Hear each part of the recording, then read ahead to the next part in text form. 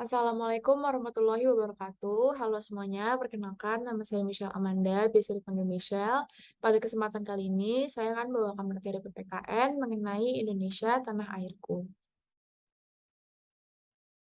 Berikut topik pembahasan yang akan saya bawakan pada kesempatan kali ini. Yang pertama, arti semangat dan komitmen bangsa kolektif.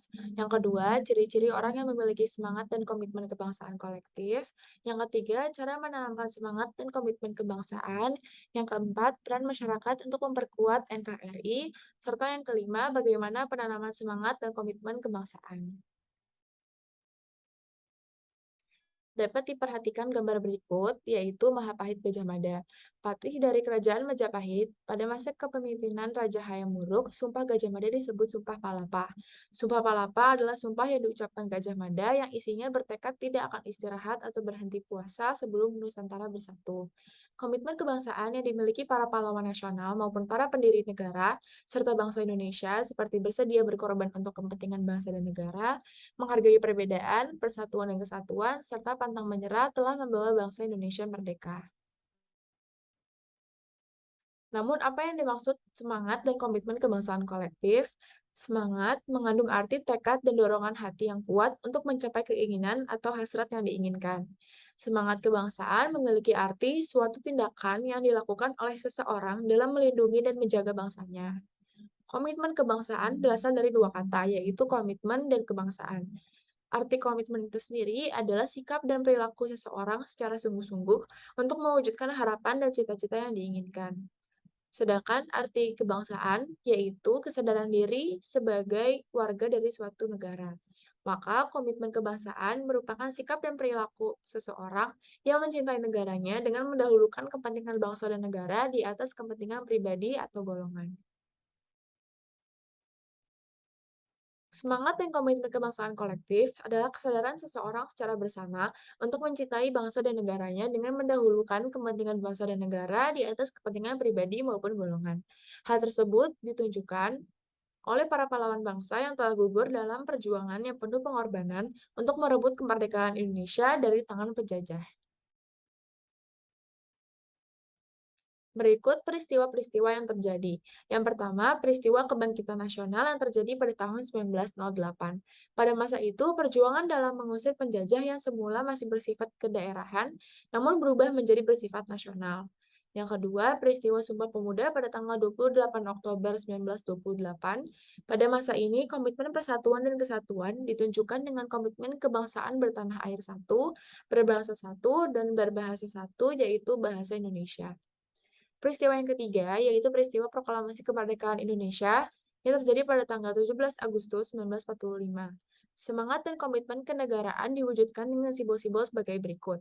Yang pertama, Pancasila sebagai dasar negara dan pandangan hidup bangsa Indonesia, lambang negara yaitu Garuda Pancasila, bendera negara yaitu Sang Merah Putih, lagu kebangsaan Indonesia yaitu Indonesia Raya, dan juga bahasa negara yang menjadi bahasa persatuan yaitu bahasa Indonesia. Berikut ciri-ciri orang yang memiliki semangat dan komitmen kebangsaan. Pertama, mempunyai semangat cinta tanah air. Berikutnya, memiliki semangat untuk mewujudkan persatuan dan kesatuan bangsa. Yang ketiga, berpartisipasi dengan sepenuh tenaga untuk mendukung tercapainya cita-cita bangsa. Dan yang terakhir, meletakkan kepentingan negara di atas kepentingan pribadi dan golongan. Berikutnya, cara menanamkan semangat dan komitmen kebangsaan. Yang pertama, di lingkungan rumah tempat tinggal. Kita dapat melakukan hal-hal berikut. Yang pertama, senang membaca buku-buku yang berkaitan dengan sejarah perjuangan bangsa Indonesia dan juga membaca biografi tokoh-tokoh nasional dan pahlawan nasional. Yang kedua, menonton film-film perjuangan nasional. Yang ketiga, mengibarkan bendera merah putih pada saat nasional kebangsaan. Berikutnya, di lingkungan sanggar belajar. Kita dapat melakukan yang pertama, menghargai perbedaan yang ada di antara sesama pelajar, melaksanakan tugas dari sanggar belajar dengan disiplin dan penuh tanggung jawab, serta bangga menggunakan bahasa Indonesia dalam pergaulan antar pelajar.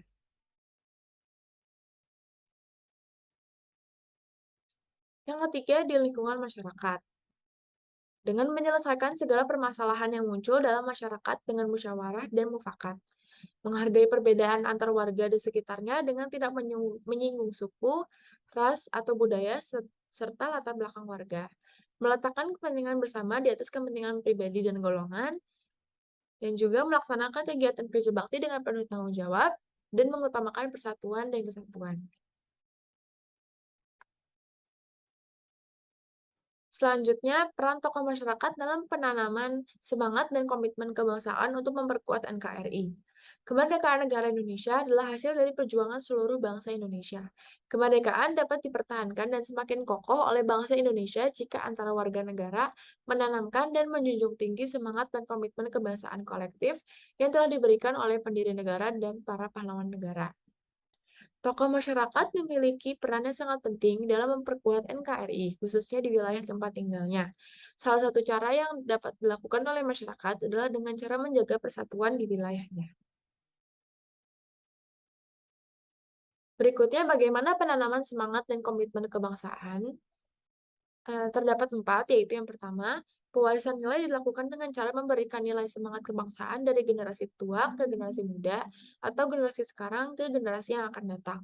Yang kedua, pendidikan dilakukan dengan menanamkan pengetahuan dan sikap semangat kebangsaan melalui upaya sadar secara sistematis dalam lingkungan sekolah.